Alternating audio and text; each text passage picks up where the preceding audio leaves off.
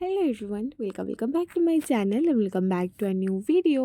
তো এই ওয়েডিং সিজনের ফার্স্ট ইনভিটেশন ছিল আমাদের এটা।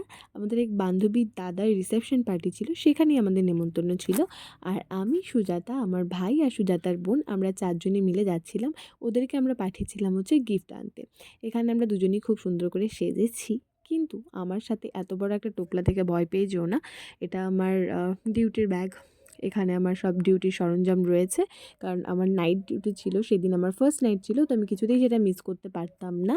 তো বিয়েবাড়িও মিস করতে চাই না, আমি ডিউটিটাও মিস করতে চাই না। তো তার জন্য আমি সেখান থেকেই ডিরেক্ট চলে যাব হচ্ছে হসপিটালে, সেটা তোমরা পরে দেখতেই পারবে। তো কথা বলতে বলতে চলেও এলাম হচ্ছে বিয়েবাড়িতে।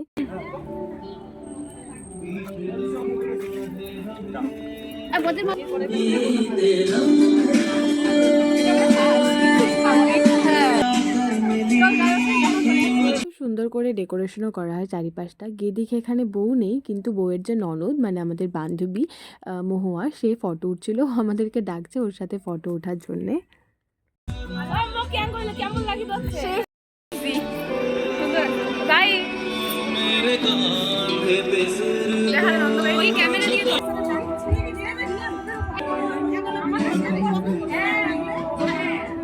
এই ক্লিপটা এতটা ফানি না, নিজের মানে রিয়েল সাইডটা দেখা যায়। লাইক শাড়ি পরলে ঠিক কতটা স্ট্রাগল করতে হয়, আমি শাড়ি পরলে এরকমই হতে থাকে আমার সাথে।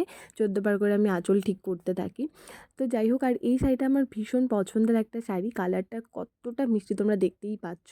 এই শাড়িটা আমি কিনেছিলাম সেকেন্ড ইয়ারে কলেজে থাকতে, তখনও একবার পরেছিলাম। ব্লাউজটা আমার করানো হয়নি, তাই আমি এটার সাথে এই মেরুন কালারের একটা ভেলভেট কন্ট্রাস্ট করে ব্লাউজটা পরেছি।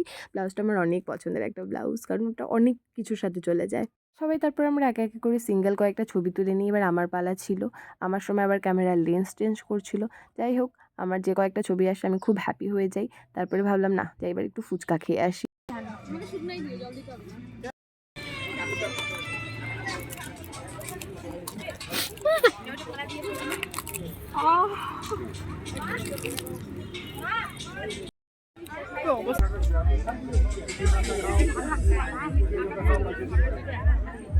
এতক্ষণে বউ আসলো, চলো এবার বউকে গিফট দেওয়া যাক। আর বউকে আমি আগের থেকেই চিনি। বউ হচ্ছে আমার ক্লাসমেট। আমরা একই স্কুলে পড়েছিলাম 11-12-এ, প্লাস আমরা একই জায়গাতে কাজও করি। মজার জিনিস হলো, ওরও নাম হচ্ছে দীপিকা। যাই হোক, দেখতে ওকে অনেকটাই সুন্দর লাগছিল। তারপরে আমরা চলে আসি হচ্ছে খাওয়ার এখানে, কারণ আমাকে তাড়াতাড়ি করে বেরোতে হবে।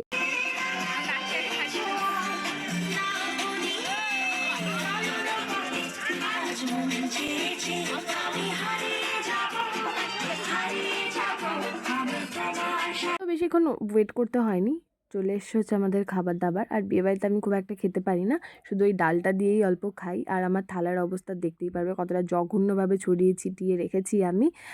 দেখলেই আমার এখন কেমন একটা লাগছে। ডোন্ট জাজ মি গাইজ, বিকজ আমি তাড়াহুড়ো করে একদম খেতে পারি না, আর আমি অনেকটা তাড়ায় ছিলাম।